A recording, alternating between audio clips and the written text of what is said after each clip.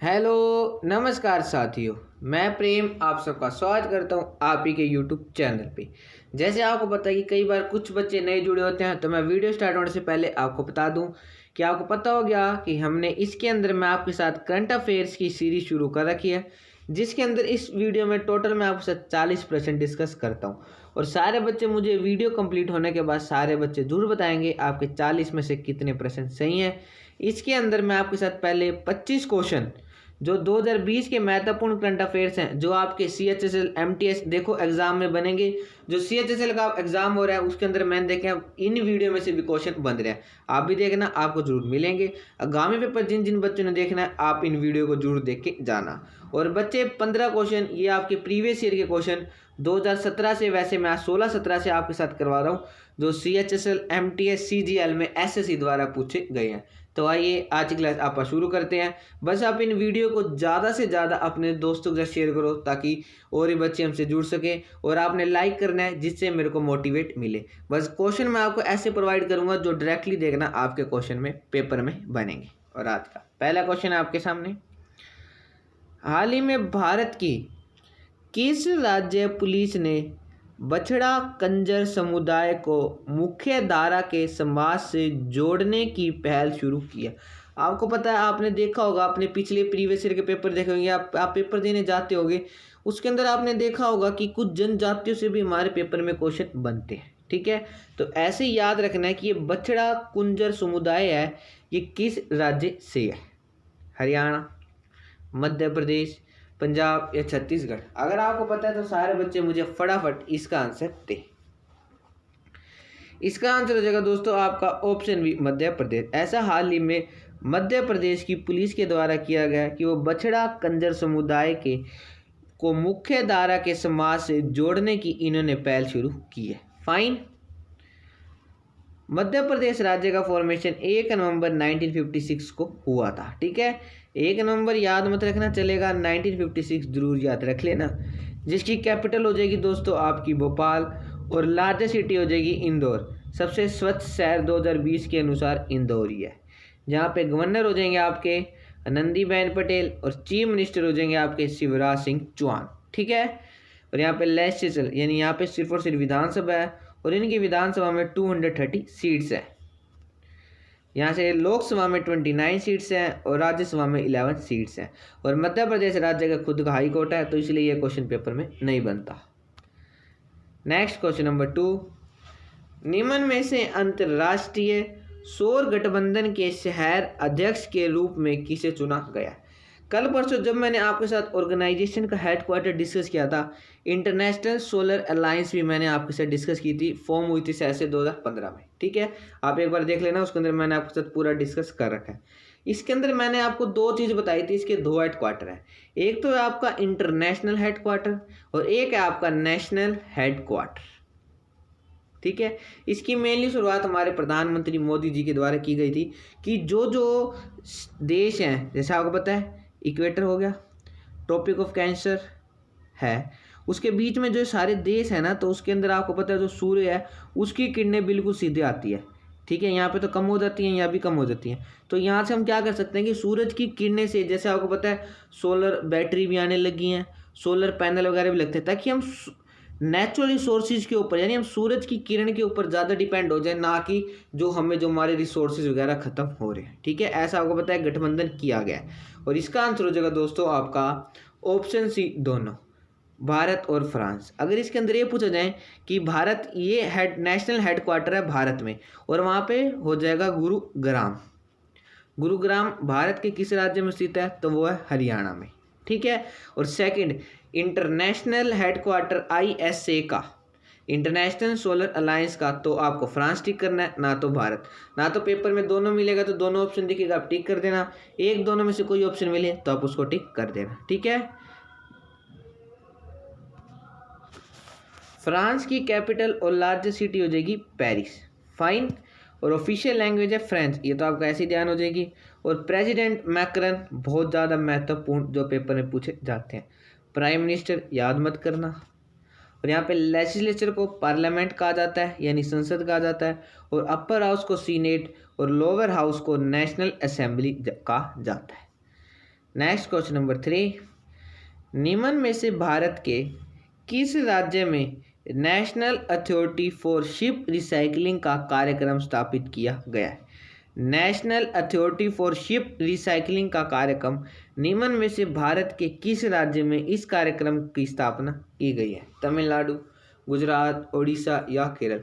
Mainly ship का है, तो ये तो जो हमारे कोस्टल एरिया वगैरह होंगे उन्हीं में से किसी राज्य में ऐसा किया गया होगा। हरियाणा, पंजाब, राजस्थान वगैरह ऐसे राज्यों में। तो अगर ऑप्शन देखें ना तब आप इसको एलिमिनेट करके इस क्वेश्चन को बता सकते हो, लेकिन इसका आंसर हो जाएगा दोस्तों आपका ऑप्शन बी, गुजरात में। ठीक है, नेक्स्ट क्वेश्चन नंबर 4, निम्न में से किस भारतीय 10 वर्षीय लड़की ने 1 घंटे में 33 यानी 33 तरह की डिश बनाकर Asia and India book of record में नाम दर्ज करा है? देखो भारतीय लड़की है तो पेपर में बहुत क्वेश्चन महत्वपूर्ण हो गया जो पेपर में डायरेक्टली बनेगा।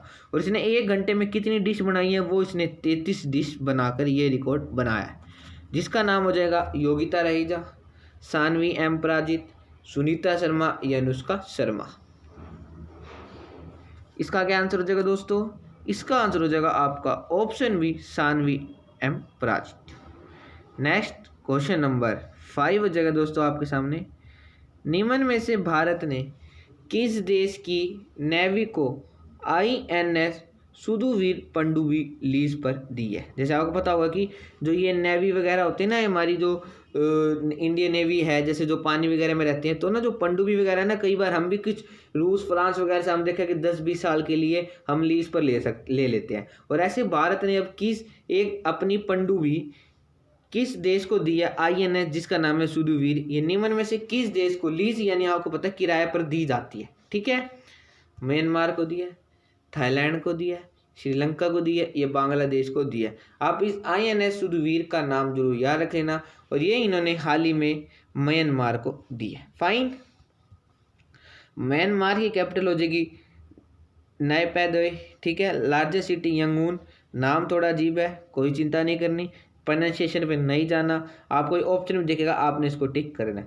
आप प्रोनाउंसिएशन ठीक कर लो, लेकिन आप ऑप्शन गलत कराओ, SSC वाले थोड़ा कहेंगे। वो तो ये कहेंगे कि उन्होंने तो ऑप्शन देख के आपको सिलेक्शन देना है। तो आपने देखो कि थोड़ा सा अजीब नाम है, आप 1-2 बार रिपीट करो ना, तो आप इसकी स्पेलिंग याद रख लो। अगर पेपर में क्वेश्चन बनेगा तो हमने ये टिक करना है। जिसकी ऑफिशियल लैंग्वेज बर्मीज, और यहाँ पे एक्टिंग प्रेसिडेंट है मेंट शोएजी, और ये फर्स्ट वाइस प्रेसिडेंट भी रह चुके हैं। ठीक है, यहाँ की लेजिस्लेचर को असेंबली ऑफ द यूनियन कहा जाता है, जहाँ पे अपर हाउस और लोअर हाउस है। हर देश में आपको अपर हाउस, लोअर हाउस मिलेंगे। अपर हाउस को हाउस ऑफ नेशनलिटीज और लोअर हाउस को हाउस ऑफ रिप्रेजेंटेटिव्स के नाम से जाना जाता है। नेक्स्ट क्वेश्चन नंबर 6 और बहुत ही ज़्यादा महत्वपूर्ण, हाल ही में किस स्पेस एजेंसी ने न्यू शेफर्ड रॉकेट की मदद से पर्यटकों को यानी टूरिज्म को अंतरिक्ष में ले जाने की घोषणा की है? ब्लू ओरिजिन ने, इसरो ने, स्पेसएक्स ने या नासा ने? ऐसा हाल ही में किस कंपनी के स्पेस एजेंसी कंपनी के द्वारा किया गया कि वो पर्यटकों को अंतरिक्ष में ले जाएगी? तो इसका आंसर हो जाएगा दोस्तों आपका ऑप्शन है ब्लू ओरिजिन। ठीक है, ऐसा हाल ही में ब्लू ओरिजिन के द्वारा किया गया, जो फाउंड हुई थी 8 सितंबर 2000 को। 8 सितंबर याद नहीं रखोगे चल जाएगा, लेकिन 2000 याद रखना ही रखना है।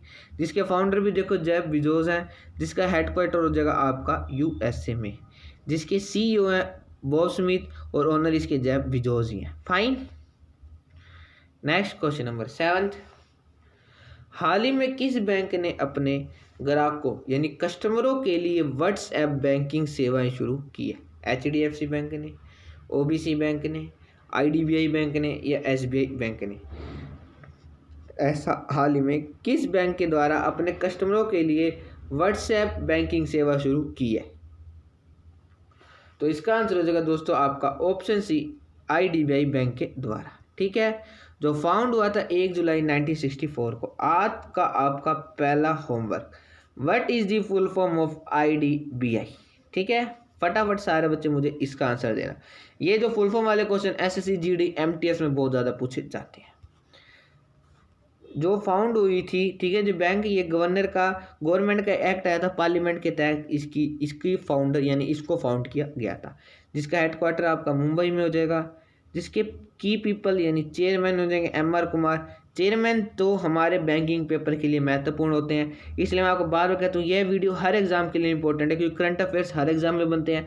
तो करंट अफेयर्स जो मैं शुरू के आपके 25 क्वेश्चन कराता हूँ वो आपके हर एग्जाम के लिए, आप बैंकिंग ले लो, SSC का कोई ले लो, रेलवे का कोई ले लो, हर एग्जाम के लिए बहुत ही ज़्यादा महत्वपूर्ण है, ठीक है। और इसके MD और CO SSC एग्जाम के लिए महत्वपूर्ण, और रेलवे के लिए राकेश शर्मा जी।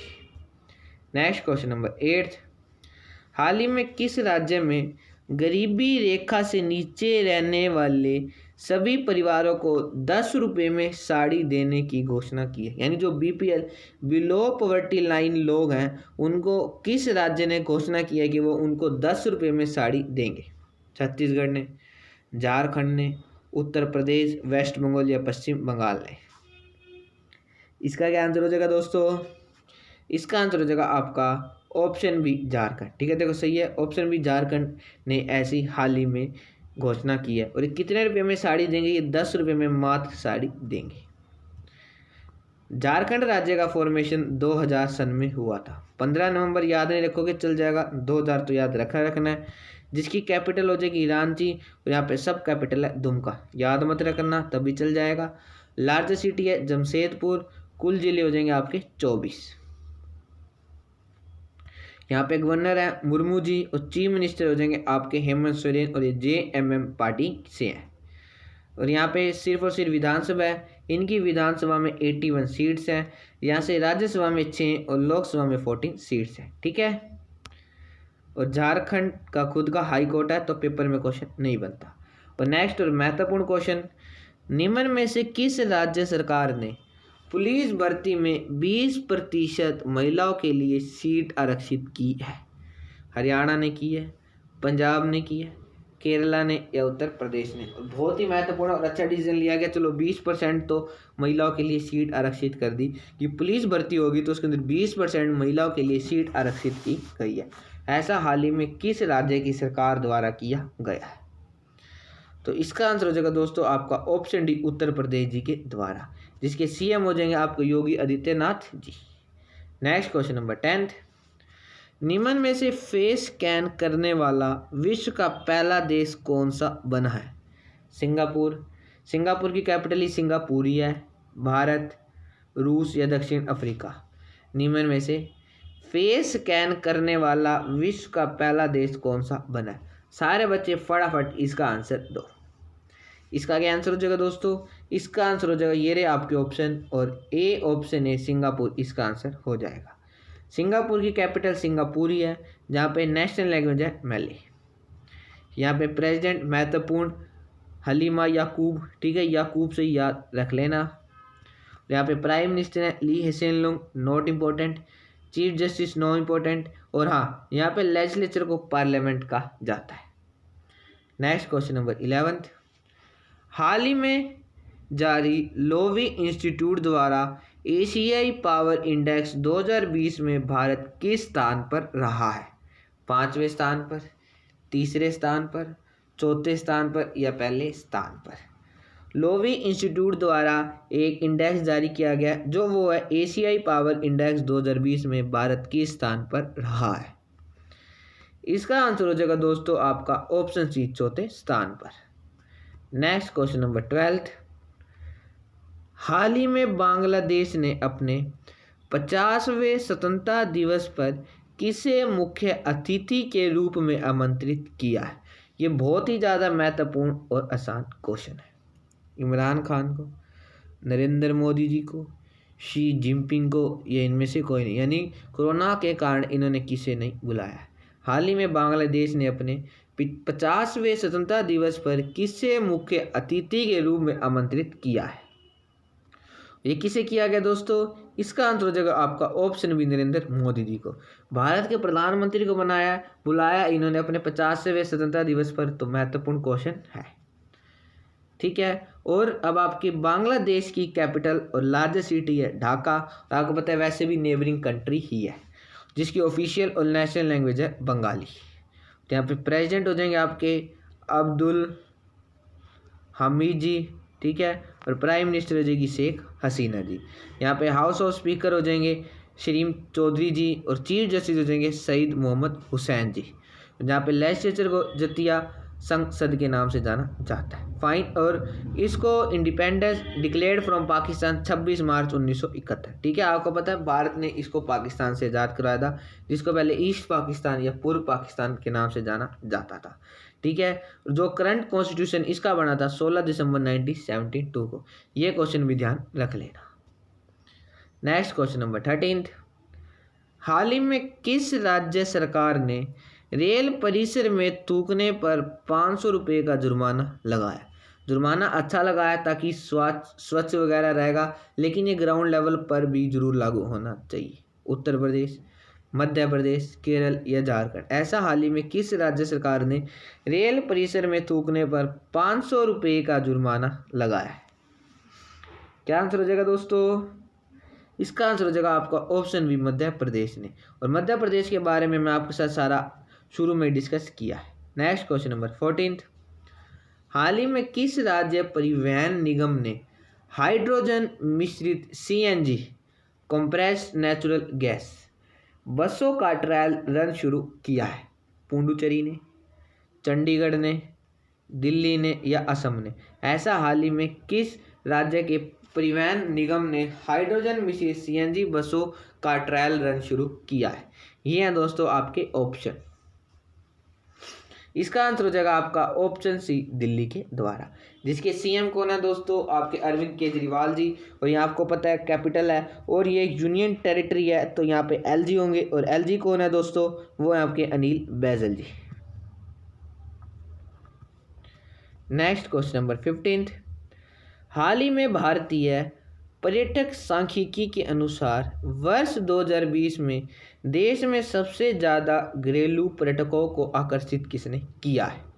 ताजमहल ने, आगरा में स्थित, और आगरा जिसको सिकंदराबाद भी कहा जाता था, और सिकंदर सूरी के द्वारा ही इसकी स्थापना की गई थी। ठीक है, गेटवे ऑफ इंडिया, दोनों या नरेंद्र मोदी स्टेडियम। निम्न में से ऐसा कौन सा पर्यटकों का आकर्षित केंद्र रहा है भारतीय पर्यटक सांख्यिकी के अनुसार वर्ष 2020 में? फटाफट ये हैं आपके ऑप्शन, सारे बच्चे मुझे इसका आंसर दें। इसका क्या आंसर हो जाएगा दोस्तों?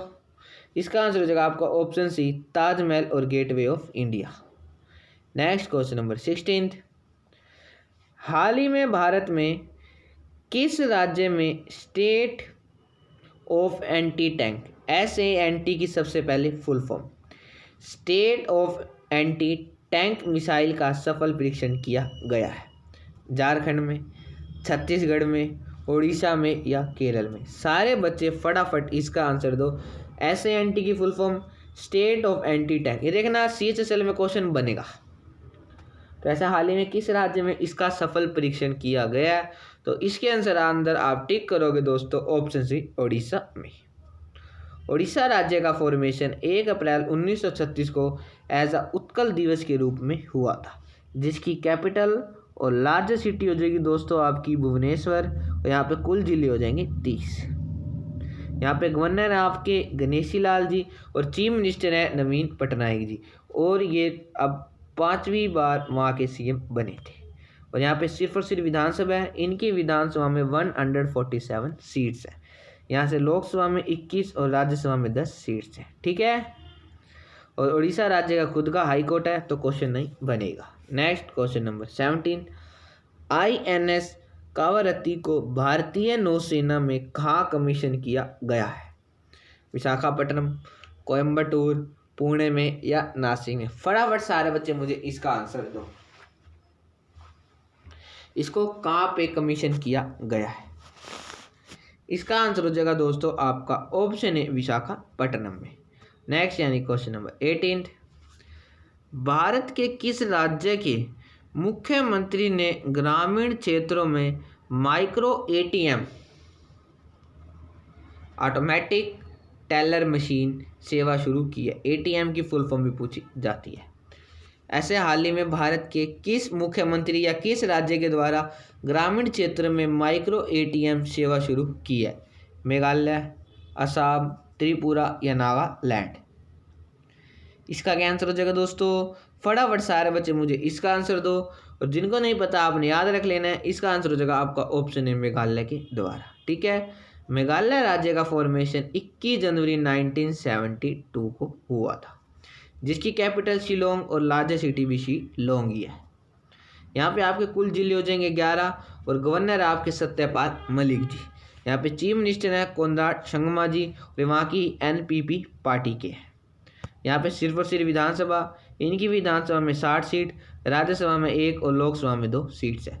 देखो 1-2 सीट है तो आप इस मेघालय राज्य को जरूर याद रखना ही रखना। और मेघालय राज्य का खुद का हाई कोर्ट ही है। नेक्स्ट क्वेश्चन नंबर 19, निम्न में से क्रिप्टो करेंसी का समर्थन करने वाली विश्व की पहली कंपनी कौन सी बनी है? TCS, Tata consultancy services, PayPal, WhatsApp या फेसबुक। निम्न में से ऐसी कौन सी विश्व की पहली कंपनी बनी है जिसने क्रिप्टो करेंसी का समर्थन किया है? तो इसका आंसर हो जाएगा दोस्तों आपका ऑप्शन बी पेपल। ठीक है, ये ऐसी विश्व की पहली कंपनी बनी है जो फाउंड हुई थी 1998 को एस कॉन्फिनिटी एक्स और x.com 1999। ठीक है, आप एक ही याद रख लेना, पेपर में इससे ज़्यादा डीपली नहीं पूछने जाना। इसके 3-4 फाउंडर हैं, आप 1-2 महत्वपूर्ण किन हॉरी और लुके नोसक याद रख लेना। ठीक है, ये वैसे तो इसके एलन मस्क और बहुत महत्वपूर्ण एलन मस्क किसके फाउंडर है। ठीक है, ये क्वेश्चन बने तो आप किस पर टिक करोगे? आप पेपल पे भी टिक करोगे, जिसका हेडक्वार्टर आपका यूएसए में ही है। वैसे इसके चेयरमैन हो जाएंगे आपके जॉन डनोनी जी और प्रेसिडेंट और सीईओ हो जाएंगे आपके Dan Schulman ji. Next question number 20, हाल ही में भारत को कितने साल बाद अंतर्राष्ट्रीय श्रम संगठन international labour organisation governing body chairmanship मिली है? देखो आईएलओ का भी हेडक्वार्टर मैं आपके साथ डिस्कस कर चुका हूँ। ठीक है, मैं आपको इसके ऑप्शन दे रहा हूँ, सारे बच्चे बताएंगे कि where is the headquarter of ILO International labour Organisation, अंतर्राष्ट्रीय श्रम संगठन का हेडक्वार्टर स्थित है वॉशिंगटन डीसी। शॉर्ट फॉर्म में लिखूंगा, साथ साथ बोल रहा हूँ, ध्यान रख लेना। जिनेवा, पेरिस या फ्रांस में? फटाफट सारे बच्चे मुझे बताएं इसका आंसर ए, बी, सी या डी। ये मैं क्वेश्चन आपके साथ अपनी पिछली वीडियो में डिस्कस कर चुका हूँ और ये लगा लो कम से कम एसएससी ने भी ये 5 से 6 बार अपने पेपर में रिपीट करा है। इसका क्या आंसर हो जाएगा दोस्तों? इसका आंसर हो जाएगा आपका ऑप्शन बी जिनेवा स्विट्जरलैंड। मुझे आशा है कि सब बच्चों को सही आंसर दिया होगा। और ऐसा हाल ही में भारत को कितने साल बाद इसकी गवर्निंग बॉडी चेयरमैनशिप मिली है? 35 साल बाद, 15 साल बाद, 12 साल बाद या 9 साल बाद? इसका आंसर हो जाएगा आपका ऑप्शन है 35 साल के बाद भारत को इसकी गवर्निंग बॉडी चेयरमैनशिप मिली है। ये फॉर्म हुई थी 11 अप्रैल 1919 को, जिसका हेडक्वार्टर मैंने आपको अभी बताया जिनेवा स्विट्जरलैंड में है और जिसके डायरेक्टर जनरल हैं गाय राइडर जी। ठीक है, और इसकी पेरेंट ऑर्गेनाइजेशन है United nation general assembly, United nation economic and council and social council. ठीक है, ये इसकी पेरेंट ऑर्गेनाइजेशन है। और एक देखो स्ट्रेटेजी का क्वेश्चन बनेगा और बच्चे देखते ही कुछ डरेंगे कि डायरेक्टली पूछा जाएगा कि आईएलओ को, इंटरनेशनल लेबर ऑर्गेनाइजेशन को किस वर्ष में नोबेल पीस पुरस्कार से सम्मानित किया गया था? तो हो जाएगा 1969। ठीक है, ये हाल ही में न्यूज़ में है तो ये क्वेश्चन पेपर में बनेगा, जिससे जो आपके पेपर के लेवल को बढ़ाएगा। नेक्स्ट क्वेश्चन नंबर 21, हाल ही में NATO NATO North Atlantic Treaty Organisation, इसका हेडक्वार्टर कहाँ पे है? ये आप सारे बच्चे मुझे बताओ, इसके ऑप्शन मैं आपको नहीं दूंगा। ने किस देश में अंतरिक्ष केंद्र स्थापित करने की घोषणा की है? इसका भी हेडक्वार्टर मैं आपके साथ अपनी पिछली वीडियो में डिस्कस कर चुका हूँ। फ्रांस में, रूस में, जर्मनी में या थाईलैंड में? नाटो ने किस देश में अंतरिक्ष केंद्र स्थापित करने की घोषणा की है? ये हैं दोस्तों आपके ऑप्शन, और इसका आंसर हो जाएगा आपका ऑप्शन सी जर्मनी में। ठीक है, जर्मनी की कैपिटल और लार्जेस्ट सिटी हो जाएगी आपकी बर्लिन और यहाँ पे ऑफिशियल लैंग्वेज हो जाएगी आपकी जर्मन। ठीक है, ये आप जरूर याद रख लेना। और यहाँ पे प्रेसिडेंट महत्वपूर्ण फ्रैंक वाल्टर स्टेनरमीयर, ठीक है, ये प्रेसिडेंट है। Chancellor Angela Merkel important, vice chancellor important नहीं है। यहाँ पे अपर हाउस है और लोअर हाउस, अपर हाउस को बुंडेस्टाट और लोअर हाउस को बुंडस्टैग। ठीक है, देखो ज़्यादा फर्क नहीं है तो आप ध्यान से पढ़ लेना, इसलिए एग्जामिनर ऐसा क्वेश्चन पूछता है। नेक्स्ट क्वेश्चन नंबर 22, हाल ही में किस देश के वैज्ञानिकों ने मानव शरीर के नए अंग टुबेरियल सलाइवरी ग्लैंड्स की खोज की है? एक सलाइवरी ग्लैंड है टुबेरियल, इसकी हाल ही में खोज की गई है। और ये हाल ही में किस देश के वैज्ञानिकों के मानव के द्वारा इसकी खोज की गई है? थाईलैंड, रूस, जापान या नीदरलैंड? आपके पास का टाइम शुरू हो चुका है। मैं आपको हर क्वेश्चन के लिए टाइम देता हूँ, इसलिए क्वेश्चन को 2 बार रिपीट कर लेता हूँ ताकि मुझे फटाफट सारे बच्चे इसका आंसर दे दें। इसका क्या आंसर हो जाएगा दोस्तों?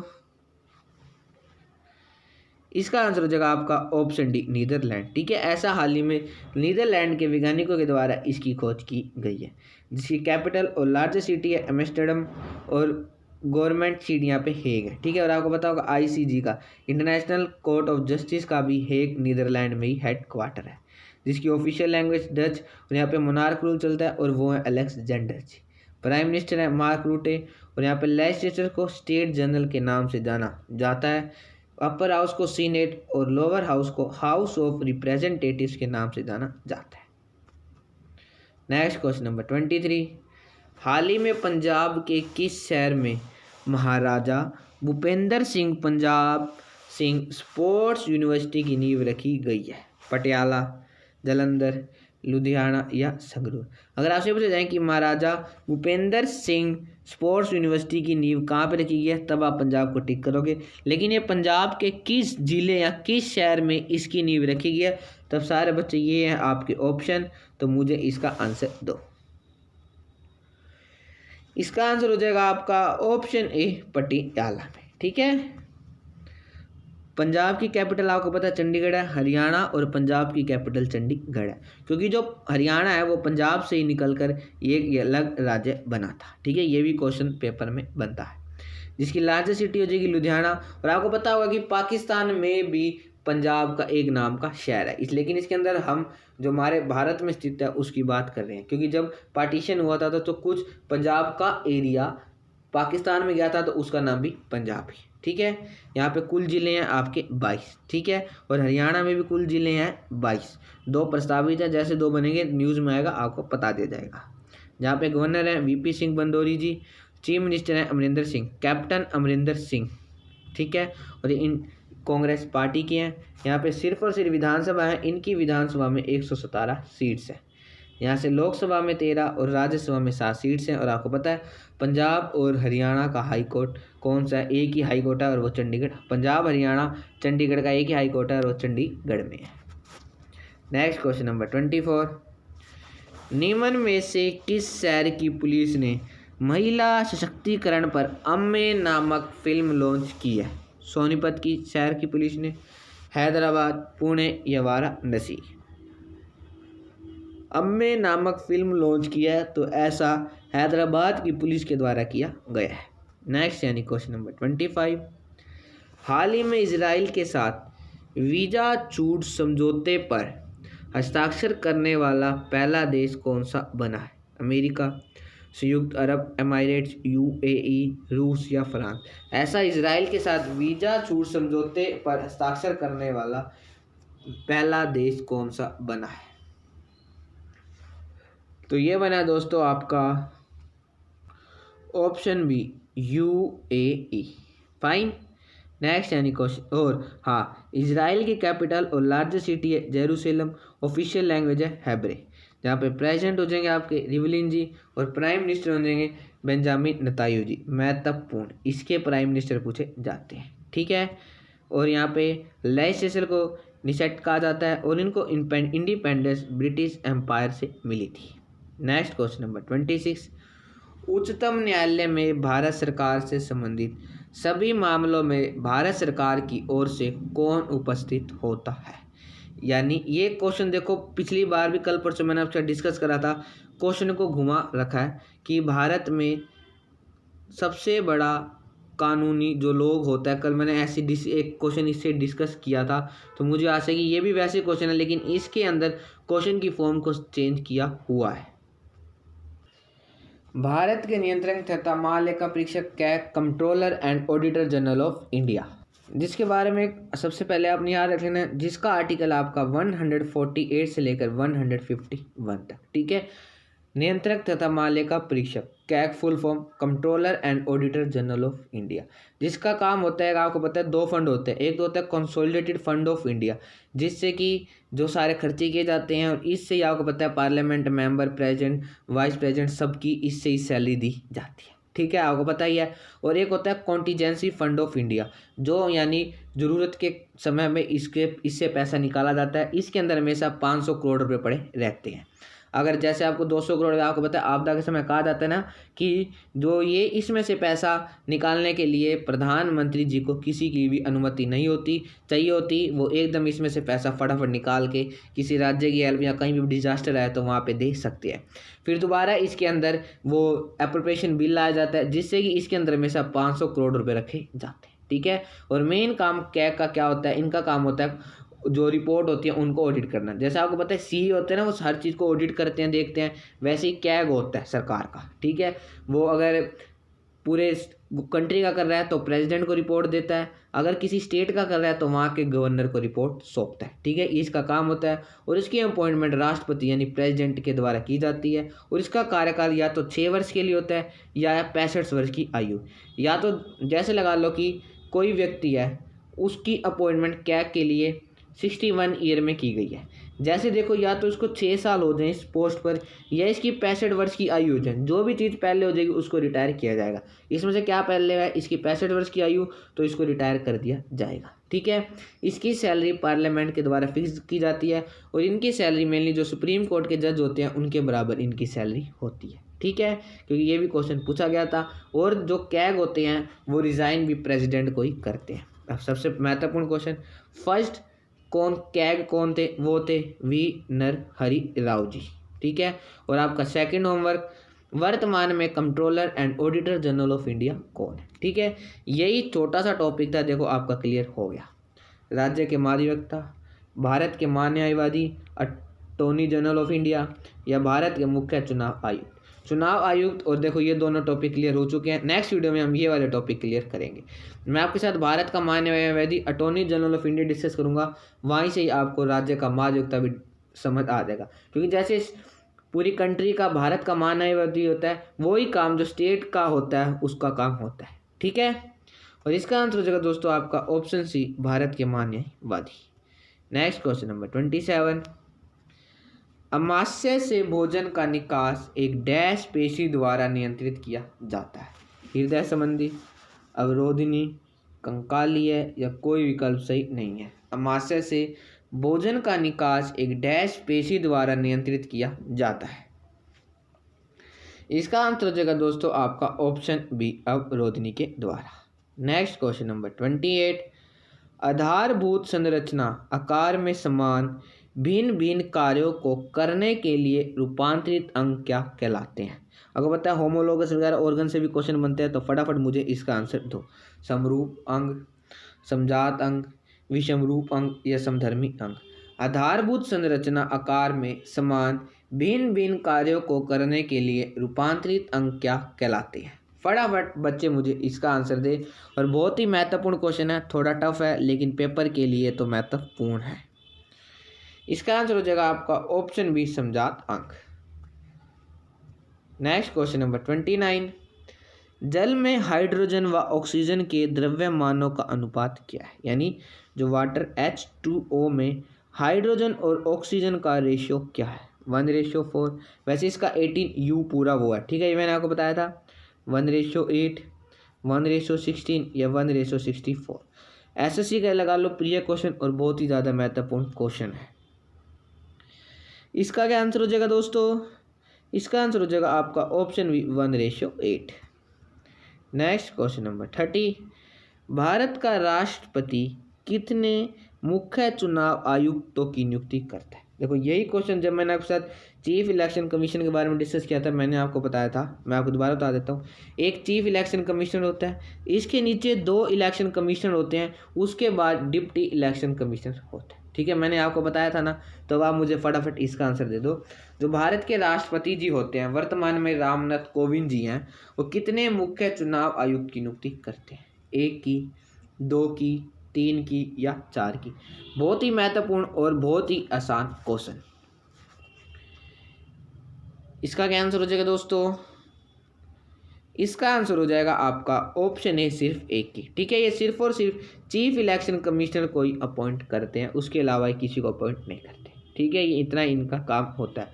आपको पता है हर साल 25 जनवरी 1950 से नेशनल वोटर्स डे मनाया जाता है, इसलिए हर साल 25 जनवरी को नेशनल वोटर्स डे सेलिब्रेट किया जाता है, क्योंकि इसी दिन इलेक्शन कमीशन की स्थापना हुई थी। नेक्स्ट क्वेश्चन नंबर 31, पुणे में स्थित भारतीय उष्णकटिबंधीय मौसम विज्ञान संस्थान में अनावृत भारत के सबसे तेज तथा पहले बहुपेटा फ्लॉप सुपर कंप्यूटर का नाम क्या है? आप क्वेश्चन को दोबारा पढ़ सकते हैं, मैं आपको 10 सेकंड का ज़्यादा समय दूंगा क्योंकि क्वेश्चन थोड़ा बड़ा है। परम, प्रत्यूष, प्रशांत या पारस? परम नहीं है, परम सबसे पहला भारत का कंप्यूटर है, सुपर कंप्यूटर, लेकिन इसके अंदर आपसे पुणे में पूछा गया। आप फटाफट ऑप्शन क्वेश्चन को पढ़ सकते हैं, लेकिन कोशिश करना कि इसका आंसर सही दे पाओ। इसका आंसर हो जाएगा दोस्तों आपका ऑप्शन बी। ठीक है, नेक्स्ट क्वेश्चन नंबर 32, यदि एक वस्तु सीधी रेखा में चलती है और इसका वेग समान समयांतराल में समान रूप से घटता या बढ़ता है तो वस्तु के त्वरण को डैश कहा जाता है। दोबारा क्वेश्चन पढ़ देता हूँ। यदि कोई भी एक वस्तु सीधी रेखा में चलती है और इसका वेग समांतराल में समान रूप से घटता और बढ़ता है तो वस्तु के त्वरण को डैश कहा जाता है। सरल रेखीय, एक समान, सापेक्ष या असमान। ठीक है, क्वेश्चन मुझे आशा की समझ आ गया होगा और इसके ऑप्शन है दोस्तों ये, और इसका आंसर हो जाएगा आपका ऑप्शन बी, एक समान। नेक्स्ट क्वेश्चन नंबर 33, ठंडी वायु डैश है, गर्म वायु से हल्की होती है अतः ठंडी वायु नीचे बैठ जाती है। गर्म वायु से भारी होती है अतः ठंडी वायु ऊपर उठती है। गर्म हवा से हल्की होती है अतः ठंडी वायु ऊपर उड़ती है। गर्म हवा से भारी होती है अतः ठंडी वायु नीचे की ओर बैठ जाती है। अब बताओ कि जो कोल्ड विंड होती है वो कैसी होती है? हॉट विंड नहीं पूछी आपसे, ठीक है, और हॉट विंड को, गर्म हवा को नॉर्थ साइड में लू के नाम से जाना जाता है। ये भी क्वेश्चन पेपर में बनते हैं। इसका क्या आंसर हो जाएगा दोस्तों? इसका आंसर हो जाएगा आपका ऑप्शन डी, गर्म हवा से भारी होती है अतः ठंडी वायु नीचे की ओर बैठ जाती है। ठीक है, नेक्स्ट क्वेश्चन नंबर 34 और कंप्यूटर का महत्वपूर्ण क्वेश्चन, माइक्रोसॉफ्ट वर्ड में डैश का उपयोग पैराग्राफ की पंक्तियों के बीच अंतराल का निर्णय करता है। अलाइनमेंट, इम्पैक्ट, इंडेंशन या लाइन स्पेसिंग। माइक्रोसॉफ्ट वर्ड में निम्न में से क्या उपयोग पैराग्राफ की पंक्तियों के बीच अंतराल का निर्णय करता है? यह है दोस्तों आपके ऑप्शन। इसका आंसर हो जाएगा आपका ऑप्शन डी, लाइन स्पेसिंग। ठीक है, next question number 35, deindustrialisation का क्या अर्थ है? कृषि से लोगों को हटाना और उन्हें उद्योगों में लगाना, श्रम का औद्योगिक क्षेत्र में सेवा क्षेत्र में संलग्न, विद्यमान उद्योगों को बंद करने का सुनिश्चित प्रयास या विद्यमान उद्योगों को बंद करने का सुविचारित प्रयास। D industrialisation. डिसेंट्रलाइजेशन आपको पता होता है कि डिसेंट्रलाइजेशन का क्या मतलब? एक तो होता है सेंट्रलाइजेशन यानी केंद्रित, यानी एक ही जगह पर बैठ के सारे काम किए जाते हैं। डिसेंट्रलाइजेशन का मतलब जो गांधी जी का भी विचार थी कि डिसेंट्रलाइजेशन होना चाहिए, यानी कि जो वो है ना कि जैसे अब लगा लो, जैसे ये लगा लो प्रधानमंत्री जी सेंटर बैठे हैं तो ये सेंट्रलाइजेशन हो गया, हर चीज़ कंट्रोल करते हैं, लेकिन इन्होंने पावर को नीचे तक डिस्ट्रीब्यूट किया हुआ है। आपको पता है जिलों में एमएलए होते हैं, डीसी होते हैं, यानी एडमिनिस्ट्रेशन को कंट्रोल करने के लिए इन्होंने नीचे तक पावर दे रखी है, उसको बोलते हैं डिसेंट्रलाइजेशन, यानी अपनी पावर को नीचे तक डिस्ट्रीब्यूट कर रखा है कि तुम अपने लेवल पर डिसीजन ले सकते हो, काम कर सकते हो। ठीक है, उसको बोलते हैं डिसेंट्रलाइजेशन। और जो सब कुछ अगर मान लो कि कुछ ना होता, खाली मोदी जी कर पाते, तो उसको बोलते हैं सेंट्रलाइजेशन। ठीक है, यानी जैसे सारी पावर मोदी जी के पास है, सेंट्रलाइजेशन, उन्होंने अपनी कुछ पावर नीचे दे रखी है तो उसको डिसेंट्रलाइजेशन कहा जाता है। क्योंकि पेपर पूछा जाता है कि what is the meaning of decentralisation? Transfer of the power to the inferior. ठीक है, ये आपको कोई ना कोई इससे रिलेटेड ऑप्शन मिलेगा तो आप जरूर याद रखें, यानी अपने के नीचे वालों लोगों को पावर को ट्रांसफर किया जाता है। और इसका क्या आंसर हो जाएगा? डी इंडस्ट्रियलाइजेशन का। इसका आंसर हो जाएगा आपका ऑप्शन बी, श्रम का औद्योगिक क्षेत्र में से सेवा क्षेत्र में संचलन। फाइन। नेक्स्ट क्वेश्चन नंबर 36, भारतीय श्रमिक पश्चिमों देशों के मजदूरों की तुलना में कम कुशल क्यों है? बताओ कि जो भारतीय लेबर है वो पश्चिमी देशों के मजदूरों की तुलना में कम कुशल क्यों है। और ये एसएससी का क्वेश्चन है, मैंने अपनी तरफ से नहीं बनाया। ऑप्शन भी जो एसएससी ने दिए थे वही मैं आपको दे रहा हूँ। मजदूरों का निम्न स्तर, मजदूरों को प्रदान की गई पूंजी की निम्नता गुणवत्ता, निष्पक्षता का उच्च स्तर या मजबूत ट्रेड यूनियन। फटाफट सारे बच्चे बताओ कि भारतीय श्रमिक पश्चिमी देशों के मजदूरों की तुलना में कम कुशल क्यों है। आपको पता है मजदूरों का वैसे पलायन वगैरह चल रहा है ज़्यादा न्यूज़ में, तो ये क्वेश्चन भी हमारे पेपर में जरूर बन सकता है। और ये आज का हमारा लास्ट क्वेश्चन है, तो फटाफट सारे बच्चे मुझे इसका आंसर दें। इसका क्या आंसर हो जाएगा दोस्तों? इसका आंसर हो जाएगा आपका ऑप्शन सी, निरक्षरता का उच्च स्तर। फाइन, आज की वीडियो में बस इतना ही। मुझे आशा है कि दोस्तों आपको वीडियो अच्छी लगी होगी। और हाँ, सारे बच्चे मुझे कमेंट बॉक्स में जरूर बताएं आपके 40 में से कितने % सही हैं, लेकिन कोई भी बच्चा मुझे आंसर नहीं दे रहा जिससे कि मुझे पता चल सके। लेकिन इसके अंदर 36 क्वेश्चन डिस्कस किए गए क्योंकि आगे PDF नई अटैच हुई है, कोई बात नहीं, कल 4 क्वेश्चन ज़्यादा डिस्कस कर लेंगे। लेकिन आपने मुझे इसके बताना कि आपके 36 में से कितने % सही हैं। मुझे आशा है कि दोस्तों आपको वीडियो अच्छी लगी होगी। अगर आपको वीडियो अच्छी लगी है तो आप इस वीडियो को लाइक करना, ज़्यादा से ज़्यादा अपने दोस्तों के साथ शेयर करना ताकि और भी बच्चे हमसे जुड़ सके। अगर अभी भी किसी ने चैनल को सब्सक्राइब नहीं किया तो आप इस चैनल को भी जरूर सब्सक्राइब कर लेना, साथ में बेल आइकन को जरूर दबाना जिससे आने वाली हर वीडियो का नोटिफिकेशन आपको मिल सके। और हम बहुत ही जल्दी अपनी नेक्स्ट वीडियो में मिलेंगे। जय हिंद, जय Bharat. Thank you and have a nice day.